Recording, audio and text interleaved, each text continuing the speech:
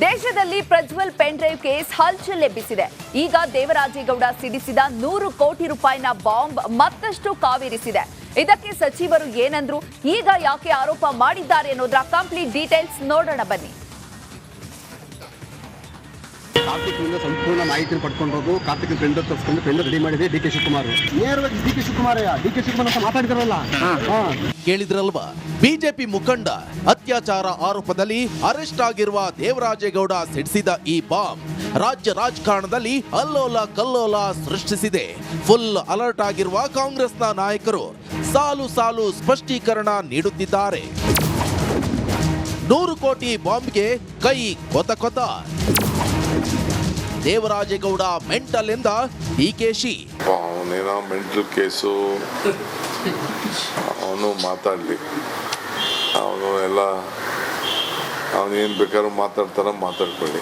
ನಾನು ಯಾವ ಮಾತಾಡಿಲ್ಲ ರೀ. ನಾನು ನಾಟ್ ಸ್ಪೋಕನ್ ಎನಿಥಿಂಗ್. ನಾನೊಬ್ಬ ಡೆಪ್ಟಿ CM, ನನ್ನ ಹತ್ರ 100 ಜನ. ಇನ್ನು ಸಚಿವರಾದ ಪ್ರಿಯಾಂಕ್ ಖರ್ಗೆ, ಚಲುವರಾಯ ಸ್ವಾಮಿ ಕೂಡ ದೇವರಾಜೇಗೌಡ ಆರೋಪಗಳಿಗೆ ತಿರುಗೇಟು ಕೊಟ್ಟಿದ್ದಾರೆ. 100 ಕೋಟಿ ರೂಪಾಯಿ ಆಫರ್ ಇದೆ ಅಂದ್ರೆ ಮತ್ತೆ ಅವತ್ತೇ ಅಮಿತ್ ಶಾ ಅವರಿಗೆ ಹೇಳ್ಬೋದಾಗಿತ್ತಲ್ಲ, ಸರ್ ನನಗೆ 100 ಕೋಟಿ ಆಫರ್ ಕೊಟ್ಟಿದ್ದಾರೆ, ಇದನ್ನ ತನಿಖೆ ಮಾಡಿಸಿ ಅಂತ ಅಮಿತ್ ಶಾ ಹೇಳ್ಬೋದಾಗಿತ್ತಲ್ಲ, ಅಮಿತ್ ಶಾ ಅವರಿಗೆ ಹೇಳ್ಬೋದಾಗಿತ್ತಲ್ಲ. ಯಾಕೆ ಹೇಳಿಲ್ಲ? CBI IT ED ರೇಡ್ ಮಾಡಿಸ್ಬೋದಾಗಿತ್ತಲ್ಲ, ಯಾಕೆ ಹೇಳಿಲ್ಲ? 5 ಕೋಟಿ ರೂಪಾಯಿ ಯಾವುದೋ ಕ್ಲಬ್ಬಲ್ಲಿ ಕೊಟ್ಟಿದ್ದಾರಂತಲ್ಲ, ತೆಗ್ಸಿಯ CCTV. ಇದ್ದ ಚಲುವರಾಯ ಸ್ವಾಮಿ ದೇವರಾಜೇಗೌಡ ಯಾರು ಅಂತಾನೆ ಗೊತ್ತಿಲ್ಲ ಅಂದ್ರು. ಈ ಪೆನ್ ಡ್ರೈವ್ ವಿಚಾರದಲ್ಲಿ DK ಶಿವಕುಮಾರ್, ಕುಮಾರಸ್ವಾಮಿ ಅವರು ಇಬ್ರು ಕೈ ಬಿಟ್ರೆ ಅವ್ರಿಗೆ ಗೌರವ ಹೆಚ್ಚಾಗುತ್ತೆ, ಅದರಲ್ಲೇನು ಯತ್ನೆ ಮಾತಿಲ್ಲ. ಈ ವಿಚಾರದಲ್ಲಿ ಬಿಡಬೇಕು. ನನಗೆ ಮಾಹಿತಿ ಇರೋ ಪ್ರಕಾರ DK ಶಿವಕುಮಾರ್ ಅವರು ಪೆನ್ ಡ್ರೈವ್ ವಿಚಾರದಲ್ಲಿ ಮಾತಾಡ್ತಾ ಇಲ್ಲ.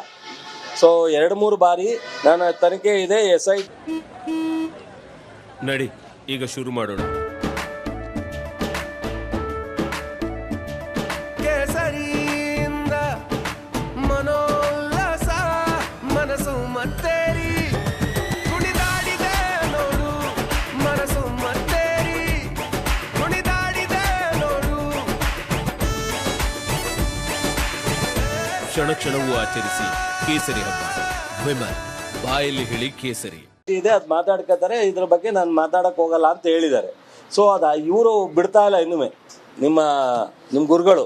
ಈ ನಡುವೆ ಬಿಜೆಪಿ ಕೂಡ ಪ್ರಕರಣವನ್ನ CBI ತನಿಖೆಗೆ ನೀಡುವಂತೆ ಆಗ್ರಹಿಸಿದೆ. ಹಾಸನ ಪ್ರಕರಣವನ್ನ, ಪ್ರಜ್ವಲ್ ರೇವಣ್ಣ ಪ್ರಕರಣವನ್ನ CBI ತನಿಖೆಗೆ ಕೊಡಿ. ಯಾಕೆಷ್ಟು ಹಿಂದೆ ಮುಂದೆ ನೋಡ್ತಾ ಇದ್ದಾರೆ? ಯಾಕಂದ್ರೆ ಸರ್ಕಾರದಲ್ಲಿರ್ತಕ್ಕಂಥ ಘಟಾನುಘಟಿಗಳ ಹೆಸರುಗಳು ಕೂಡ ಕೇಳಿ ಬರ್ತಾ ಇದೆ. SIT ಇಂದ ಪಾರದರ್ಶಕವಾಗಿರ್ತಕ್ಕಂಥ ತನಿಖೆ ಮಾಡೋದಕ್ಕೆ ಸಾಧ್ಯ ಆಗೋದಿಲ್ಲ. ಈ ವಿದ್ಯಮಾನ ಹಲವೊಂದು ಪ್ರಶ್ನೆಗಳನ್ನ ಹುಟ್ಟುಹಾಕಿದೆ. ದೇವರಾಜೇಗೌಡ ಮೇಲೆ ಪ್ರಶ್ನೆ 1, ಪೆನ್ ಡ್ರೈವ್ ತಮ್ಮ ಬಳಿ ಇಟ್ಕೊಂಡಿದ್ದು ಯಾಕೆ? ಪ್ರಶ್ನೆ 2, ಪೆನ್ ಡ್ರೈವ್ ಕೋರ್ಟ್ಗೆ ಸಲ್ಲಿಸಿಲ್ಲ ಯಾಕೆ? ಪ್ರಶ್ನೆ 3, ದೇವರಾಜೇಗೌಡ ದೆಹಲಿಗೆ ಹೋಗ್ತಾ ಇದ್ದಿದ್ದು ಯಾಕೆ? ಪ್ರಶ್ನೆ 4, ಈಗ ಕಾಂಗ್ರೆಸ್ಸಿಗರ ಮೇಲೆ ಆರೋಪ ಯಾಕೆ? ಪ್ರಶ್ನೆ 5, 100 ಕೋಟಿ ಆಫರ್ ಯಾಕೆ ಮೊದಲು ಹೇಳಿಲ್ಲ? ಒಟ್ನಲ್ಲಿ ಪೆನ್ ಡ್ರೈವ್ ಪುರಾಣ ದಿನದಿಂದ ದಿನಕ್ಕೆ ನಾನಾ ತಿರುವು ಪಡೆದುಕೊಳ್ತಿದೆ. ಇದು ಮುಂದೆ ಯಾವ ಹಂತಕ್ಕೆ ಹೋಗುತ್ತೆ ಅನ್ನೋದನ್ನ ಕಾದು ನೋಡಬೇಕು. Bureau report, republic Kannada, Bengaluru. ನಮಸ್ಕಾರ, ಕರ್ನಾಟಕ ಪ್ರೈಮ್ ಟೈಮ್ಗೆ ಸ್ವಾಗತ. ನಾನು ಜಯಪ್ರಕಾಶ್ ಶೆಟ್ಟಿ. ಇಡೀ ಕರ್ನಾಡು ಇವತ್ತು ರೆಬೆಲ್ ಆಗಿ ನಿಂತಿದೆ. ಈ ಹಗರಣಗಳನ್ನು ಸದನದಲ್ಲಿ ಪ್ರಸ್ತಾಪ ಮಾಡಲು ಕೂಡ ಕಾಂಗ್ರೆಸ್ ಹಿಂದೇಟು ಹಾಕಿದ್ದೇಕೆ? ನಿಮ್ಗೆ ಸಂಬಳ ಅದಕ್ಕೆ, ನಿಮಗೆ ವಾಹನ ಅದಕ್ಕೆ, ನಿಮಗೆ ವೆಪನ್ ಅದಕ್ಕೆ, ನೀವು ಅದನ್ನು ಸೆರೆ ಹಿಡಿಬೇಕಾಗಿತ್ತು. ನೀವು ವಿದ್ಯುತ್ ಬರ ಇದೆ ಅಂತ ಹೇಳ್ತಾ ಇದ್ದೀರಿ, ಎಲ್ಲಿ ಬರ ಇದೆ ನೀವು ಹೇಳಬೇಕು. ಪಾಕಿಸ್ತಾನ್ ಆಕ್ಯುಪೈಡ್ ಕಾಶ್ಮೀರ್ ಅದು ಎಂದೆಂದಿಗೂ ನಮ್ಮದು. 40 ಮೆಷಿನ್ಗಳು ತಂದಿತ್ತು ನೋಟ್ ಎಣಿಸುವುದಕ್ಕೆ, ಅದೇ ಹಾಳಾಯಿತು. ಮಥುರಾದ ಗಲಾಟೆ ಇದೆಯಲ್ಲ, ಅದು ಸ್ಥಳೀಯವಾಗಿ ಕೂತು ಪರಿಹರಿಸಬಹುದಾದಂಥ ಕಾನೂನಿದೆ. ಗ್ಯಾರಂಟಿ ಯೋಜನೆಯಿಂದ ನಷ್ಟ ಆಗಿದೆ, ಲಾಭ ಆಗಿದೆ, ದಯವಿಟ್ಟು ಹೇಳಿ. Dawood Ibrahim most wanted criminal ಯಾವಾಗಾದ ಅಂದರೆ ಇಲ್ಲಿ ತನಕ ಭಾರತ ದೇಶದಲ್ಲಿ ಓರ್ವ ದಲಿತ ಪ್ರಧಾನಿಯಾದಂಥ ಇತಿಹಾಸವೇ ಇಲ್ಲ.